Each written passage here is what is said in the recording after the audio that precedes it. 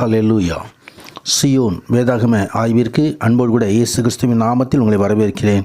இன்று தினத்திலும் லேவியராகம புஸ்தகம் அதிகாரங்கள் 5 முதல் 8வது அதிகாரங்களிலுள்ள வசனங்களை தியானிக்க சர்வ வல்லமையுள்ள தேவன் தாமே நமக்கு கிருபை பாராட்டுவாராக.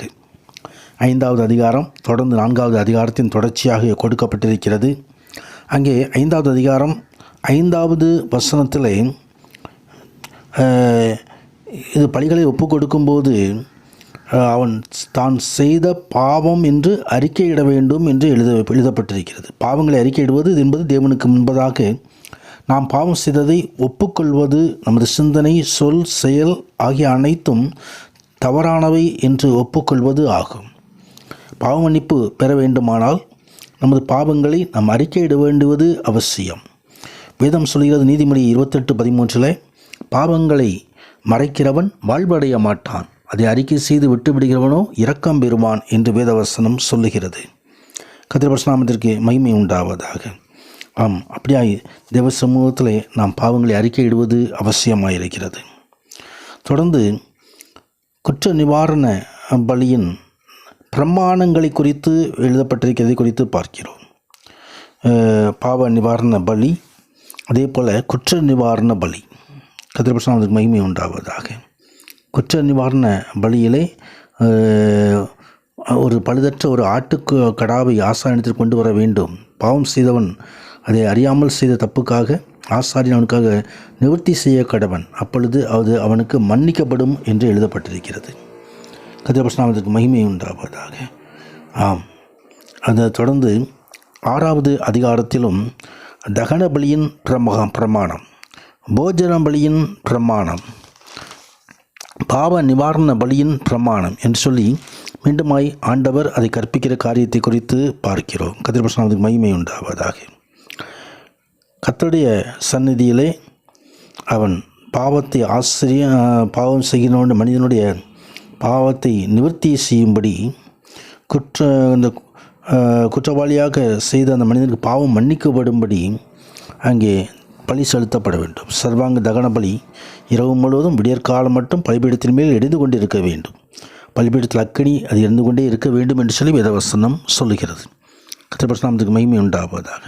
தொடர்ந்து போஜன பலி, சர்வாங்க தகன சர்வ அங்க தகன சகலத்தையும் தனது பலிபீடத்திலே பலிபீடத்தின் படைக்கப்பட்டதான அந்த பலிபொருளை முழுவதுமாய் அது எரிக்கப்பட வேண்டும். ஆண்டவராகிய கிறிஸ்துவானவர் தமது சரீரத்தை சிலுவையிலே முழுமையுமாய் அது பிற்பதற்கு ஒப்பு கொடுத்தார். சர்வாங்க தகன பலி. அதே போல் போஜன பலி, நானே ஜீவ அப்பம் என்று சொன்னவர் நமக்காக போஜன பலியை ஏற்படுத்தி வைத்திருக்கிறார். ஆசாரியர்கள் அதிலே பங்கு பெறலாம். நம்மையும் பாவங்களை நம்மை கழுவி நம்மில் அன்பு கூர்ந்து நம் பிதாவுடைய சமூகத்திலே இது ஆசாரியராய் ராஜாவாய் நிப்பாட்டி இருக்கிறார். அந்த ஆசாரியனுக்கு போஜன பலியிலே பங்கு கொடுக்குவதை குறித்து பார்க்கிறோம்.